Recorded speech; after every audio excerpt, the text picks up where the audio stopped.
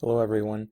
In this tutorial, we're going to briefly discuss how it is that chemists classify matter or put matter into categories based on their properties.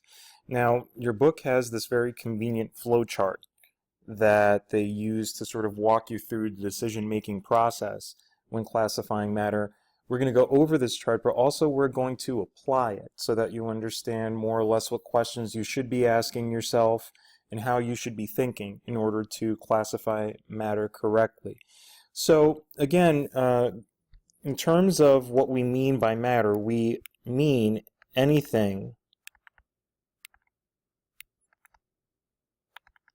that has mass or takes up space. But that definition applies to many different types of substances that can behave differently and can be made up of just one type of matter or can be made up of several different types of matter mixed together. And so if we're going to classify matter, then we need to consider the properties of the matter that we are observing.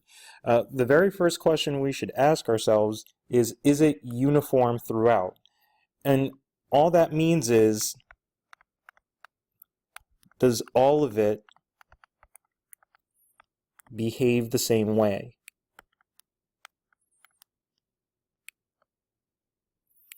Okay, so if it turns out that a sample of matter that we have in front of us has different parts that are visible, so again, different visible parts,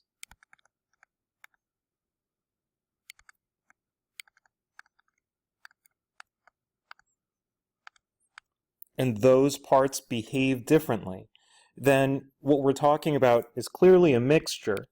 And if the parts of that mixture behave differently from one another and are visible, like I said, then basically we consider that a heterogeneous mixture. Okay? However, if it turns out that the matter is uniform, meaning that all parts of it behave the same, and there are no different visible parts,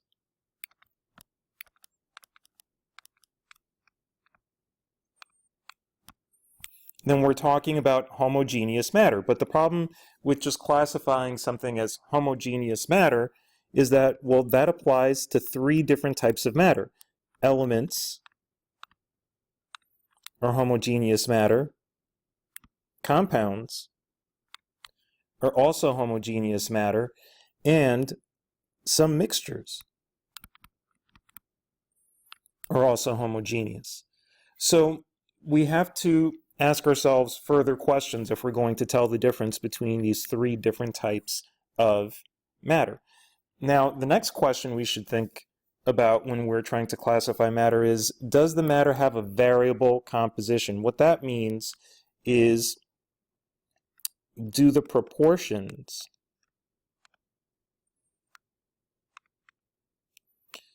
of components change from sample to sample?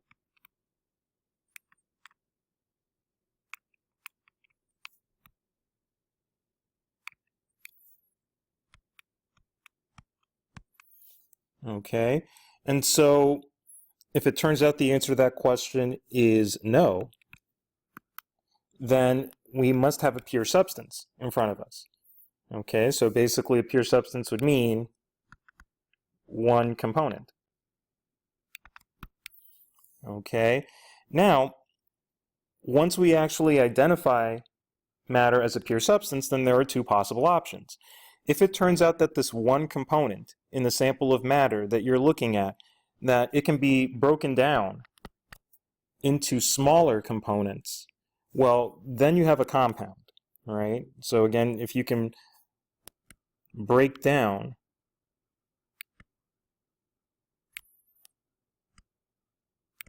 the component of which that matter is made up of, then you have a compound. If you cannot break down that component any further chemically, then basically you must have an element. Okay? Now, if it turns out that the substance actually can have varying proportions, then you must have a mixture, all right? Because that must mean if your proportions can vary, that means you have more than one component.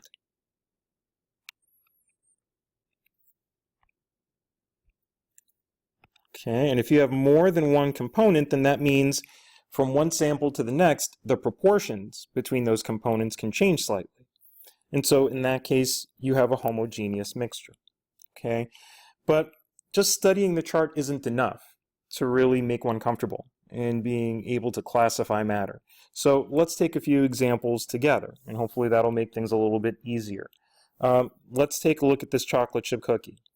Well, if you recall, the first thing that I suggested is, okay, are there any visible parts that are different from each other?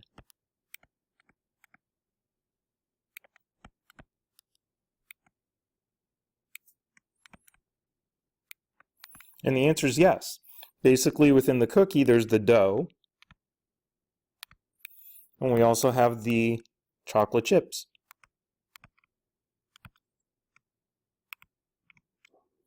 Okay, so because we have these two components, we definitely know that this is a mixture.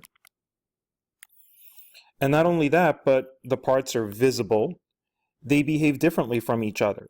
The chocolate chips are more gooey, and you can smear them very easily, whereas the dough, even if it's, say, a chewy chocolate chip cookie, basically the dough is a little bit more firm. All right, you can't necessarily, spread the dough as easily as you can spread the chocolate chips. The dough tends to stay together, a little bit easier at higher temperatures than the chocolate chips do. And so because of all of this different behavior, we can conclude this is a mixture, and because of the differences in the parts that we can see, it must be a heterogeneous mixture. Okay, let's try another example, right?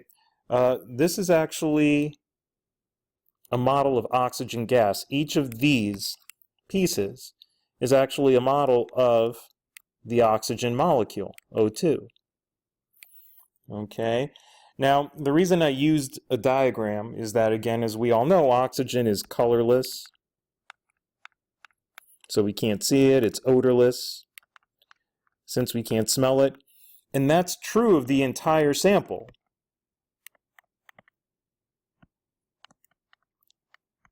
Of oxygen that we may be observing.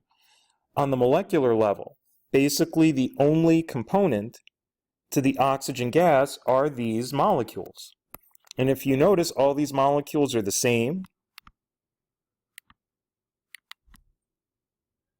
And as I said earlier, it's the only component of the gas. And so based on that, since it's the only component, I know I have a pure substance. Okay, and since it's all the same molecule, all right, and I can't break down the oxygen any further,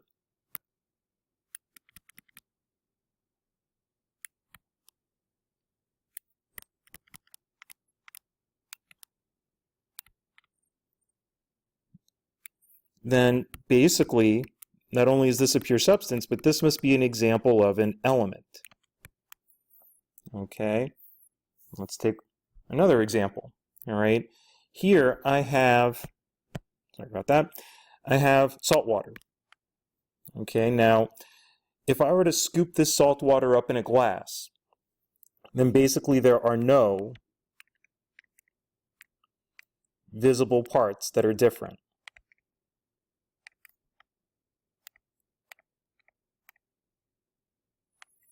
Okay, based on our flow chart, then that means that this is an example of homogeneous matter. Now I have to decide whether it's an element, whether it's a compound, or whether it's a mixture. Well, the name of the actual sample of matter should be a clue, because it's salt water. It's a mixture of salt.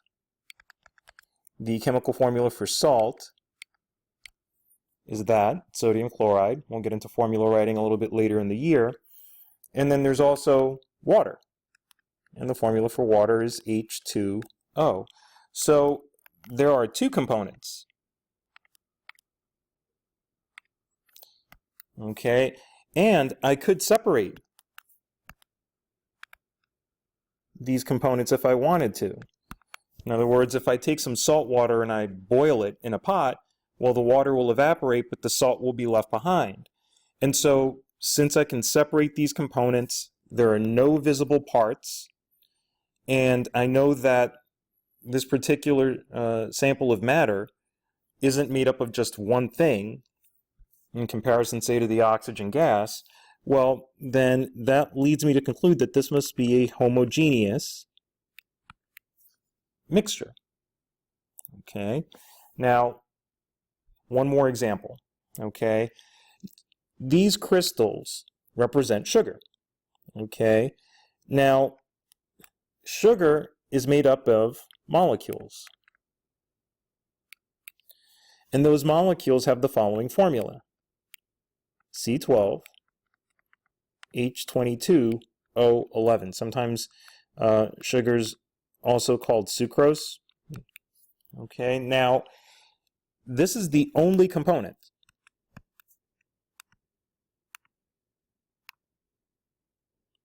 If I consider the crystals themselves to be the sample. Okay, now I know that there are different elements involved, right? There are three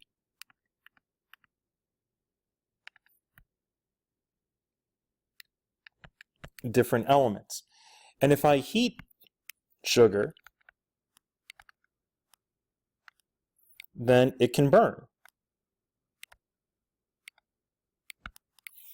And if the sugar can burn, what that means is that I'm breaking apart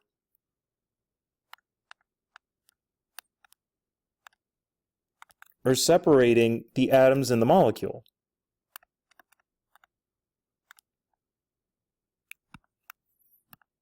That represents sucrose.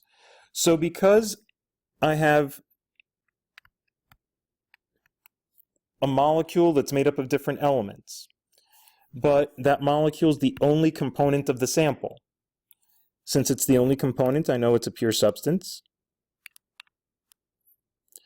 But since I can do something by heating it to separate or break down the atoms in the molecule, then that must mean I don't have an element in front of me.